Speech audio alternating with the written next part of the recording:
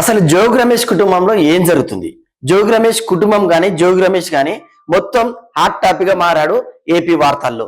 అయితే వాళ్ళ పెద్ద కొడుకు భార్య మేఘన జోగి రమేష్ పైన, వాళ్ళ భార్య పైన, వాళ్ళ కొడుకు పైన మొత్తం 11 మంది వాళ్ళ కుటుంబ సభ్యుల పైన గృహహింస, వరకట్నం, వేధింపులు, అత్యాచారం 6 సెక్షన్ల కింద కేసులు పెట్టడం జరిగింది. అసలు ఏం జరిగిందని వీడియోలో క్లియర్ గా మాట్లాడుకుందాం. అంతకంటే ముందు వైఎస్ జగన్మోహన్ రెడ్డి పరిస్థితి ఎంత అగమ్య గోచరంగా మారిందంటే, ఎందుకంటే ఆయన్నే అష్టదరిద్రంలో కూరుకుపోయినాడు.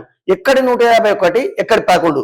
ఆయన పరిస్థితిని మెరుగుపరచుకోవడానికి ప్రజల్లోకి వెళ్ళాలని ఆయన ఆలోచిస్తున్న క్రమంలో వరుసగా నెలకు ఒక విధవ, శని విధవలాగా ఆయన వెమ్మడి పడ్డాడు. కాబట్టి ఆయన ఆశలు అడియాశలై మళ్ళీ కూడా జగన్మోహన్ రెడ్డి, వైఎస్ఆర్సీపీ పాతాళానికి ప్రజలు తొక్కడానికి ఈ 4-5 విధవలు ఎవరైతే ఉన్నారో ఇట్లా వరుసగా ఆయన పైన, వైఎస్ఆర్సీపీ పైన ప్రజల లోపల బ్యాన్నం వచ్చేటట్టే చేస్తున్నారు. జోగి రమేష్ కుటుంబంలో ఏం జరిగిందో మాట్లాడుకునే ముందు, గతంలో జోగి రమేష్ మంత్రిగా ఉన్నప్పుడు, ఆ తర్వాత జగన్ ప్రభుత్వం ఉన్నప్పుడు ఆయన చిలక పలుకులు సిబిఎన్ గారి పైన, పీకే గారి పైన ఏం మాట్లాడాడో ఒక్కసారి చూద్దాం. ఇంకొకడు ఉన్నాడు, పిచ్చి కుక్క. పిచ్చి కుక్క ఎవడాడు? పవన్ కళ్యాణ్ అనేవాడు పిచ్చి కుక్క. పిల్లల్ని మార్చడం కాదు. నువ్వు చూశాడు కదా, మనోడు రూల్స్ పెడతాడు కానీ ఫాలో అవ్వడు. ఒరే అన్న రూల్స్ పెడతారు, ఆయన ఫాలో అవ్వరు, కానీ మనం ఫాలో అవ్వాలి. సో సబ్జెక్ట్కి వస్తే, జోగి రమేష్ పెద్ద కొడుకు రాజు వాళ్ళ భార్యనే మేఘన, తెలంగాణ బిడ్డ అంటున్నారు. Subject correction. రాజీవ్ అండ్ మేఘన పెళ్లి 2025 మేలో రంగ వైభవంగా అట్టాసంగా జరిగింది. ఈ శుభకార్యానికి వైఎస్ జగన్మోహన్ రెడ్డి గారు కూడా వెళ్ళడం జరిగింది. ఆ నూతన వధూవరులను ఆశీర్వదించడం జరిగింది. వెమ్మటే ఒక నెల తర్వాత 2025 జూన్, జూలై నుండే ఆమెను అత్తింటి నుండి, అంటే జోగి రమేష్ వాళ్ళ భార్య, వాళ్ళ కొడుకులు, వాళ్ళ బంధువులు వేధించడం చేశారట. ఫస్ట్ వేధింపులు ఎక్కడ స్టార్ట్ అయ్యాయి అంటే, ఆమె పూజ గది నుంచి పూజ చేస్తుంటే వీళ్ళందరూ ఆబ్జెక్షన్ చేస్తున్నారట. ఆమె ఊదిబత్తీలు ముట్టించినా కూడా మాకు ఏదో శవం చుట్టూ ఊదిబత్తీలు ముట్టించిన ఫీలింగ్ ఉంది, చాలా అసౌకర్యంగా ఉంది, దయచేసి ఈ పూజలు మానుకు, ఎందుకంటే మేమంతా క్రైస్తవులం అని చెప్పడం జరిగిందట.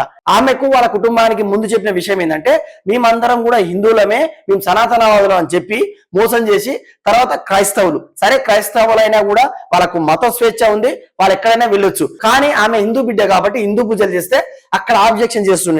కనీసం అగరబత్తీలు ముట్టించాలన్నా కూడా వీళ్ళ పర్మిషన్ తీసుకుంటుండే అంట. అయితే దాన్ని కూడా కుటుంబ సభ్యులు ఆబ్జెక్షన్ చేస్తుండేట. అక్కడ స్టార్ట్ అయిన టార్చరు ఎంతవరకు వెళ్ళిందంటే, నెక్స్ట్ గృహహింస, శారీరక మానసికంగా నన్ను వేధించారని 10 సెక్షన్ల కింద కేసులు పెట్టింది. తర్వాత వరకట్నం వేధింపు. ఇంతవరకు నువ్వు ఎంత కట్నం తీసుకొచ్చావో అంతకు మించి అదనంగా ఇంకొక 5 కోట్ల రూపాయలు నువ్వు తీసుకురావాలని జోగి రమేష్ భార్య ఎప్పుడు వేధించేవాళ్ళంట. ఆ తర్వాత వేధింపిందంటే అత్యాయత్నం అంట. నువ్వు ఈ విషయాలు బయటకు చెప్తే నేను చంపేస్తాం, నువ్వు బరాబర్ కట్నం తీసుకొస్తావా, తీసుకురావా, నేను చంపేస్తామని కుటుంబ సభ్యులు మొత్తం కూడా ఆమె పైన దాడి చేయడానికి ప్రయత్నం చేశారంట. అత్యాయత్నం కేసు కూడా ఆమె పెట్టడం జరిగింది. ఇంకొక కేసు ఏం పెట్టిందంటే అదిరిపోయే కేసు. అసలు జోగి రమేష్ కొడుకు ఎవరైతే ఉన్నారో ఈ మేఘన భర్త రాజు, ఆయన తేడాగాడు, ఆయనకు మొగతనం లేదు, అందుకే నన్ను ఈ విధంగా హింసిస్తున్నాడని ఇబ్రాహీంపట్నం, కృష్ణా జిల్లాలో 10 సెక్షన్ల పైన వాళ్ళ కుటుంబ సభ్యుల మొత్తం పైన కేసు పెట్టడం జరిగింది. జోగి రమేష్ వాళ్ళ తమ్ముడు పిల్లలు, వాళ్ళ మర్దలు, ఈ విధంగా 11 మంది జోగి రమేష్ కుటుంబ సభ్యుల పైన ఆమె కేసు పెట్టడం జరిగింది. ఒకవేళ ఆమె చెప్పిన అభియోగాలు రుజువైతే డెఫినెట్ గా కుటుంబ సభ్యులు ఎవరైతే జోగి రమేష్ కుటుంబ సభ్యులు శిక్షకు అర్హులవుతారు అనేది ఇక్కడ క్లియర్ గా అర్థమవుతుంది.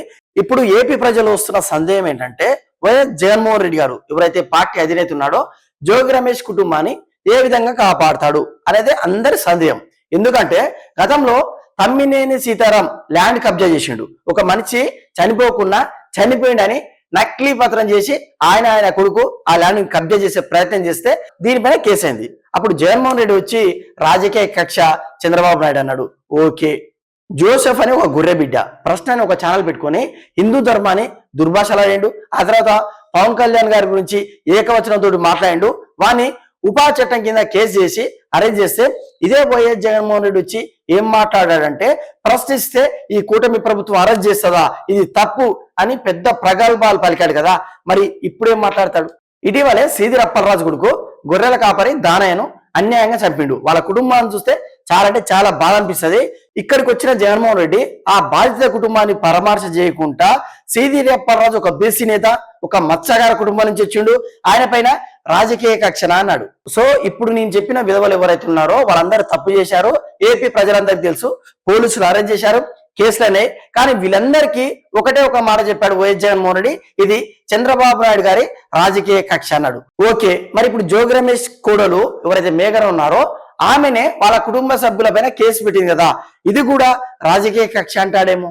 ఒకవేళ ఇది కూడా రాజకీయ కక్ష అంటే జగన్మోహన్ రెడ్డి గారికి మించిన విధవ రాజకీయాల్లో ఎవరు ఉండరు. ఎందుకన్నానంటే నాకు తెలిసి ఆయనకి ఇంతో అంత పరిజ్ఞానం ఉంది కాబట్టి అన్నాడు. ఒకవేళ అంటే డెఫినెట్ గా ఆయన విధవ. ఎందుకంటే ఒకవేళ చంద్రబాబు నాయుడు గారు, పవన్ కళ్యాణ్ గారే ఆమెను రెచ్చగొట్టి కేసు పెట్టించారు అని అనుకుందాం. అట్లా చేస్తే ఒక ఆడబిడ్డ ఎక్కడైనా తన భర్త పైన కేసు పెడుతుందా, వాళ్ళ అత్తమామల పైన కేసు పెడుతుందా, చేతులారా ఆమె సంసారాన్ని ఆమెని నాశనం చేసుకుంటుందా? కాబట్టి ఒకవేళ వైఎస్ జగన్మోహన్ రెడ్డి రేపు ప్రెస్ మీట్ ముందు వచ్చి ఇలాంటి అలిగేషన్ చేసిన ఆ మేఘన్ అనే వ్యక్తి పైన ఏపీ ప్రజలు మాత్రం జగన్మోహన్ రెడ్డి గారి పైన ఊయడం మాత్రం పక్కా. చాలా మందికి ఒక డౌట్ రావచ్చు, లేదు వాళ్ళ కుటుంబ సమస్య, మా నేత జగన్మోహన్ రెడ్డి రాడు, ఇందులో వేలు పెట్టడు అని అనుకుంటుండొచ్చు. బట్ నా వ్యక్తిగత అభిప్రాయం ఏంటంటే వీళ్ళ సొంత చెల్లె షర్మిల ఈయన పైన కామెంట్ చేస్తేనే పసుపు చీర కట్టుకుంది, చంద్రబాబు నాయుడు ఆటాడిస్తుండు అనే వాక్యాలు చేసిన వైసీపీ పార్టీ అది.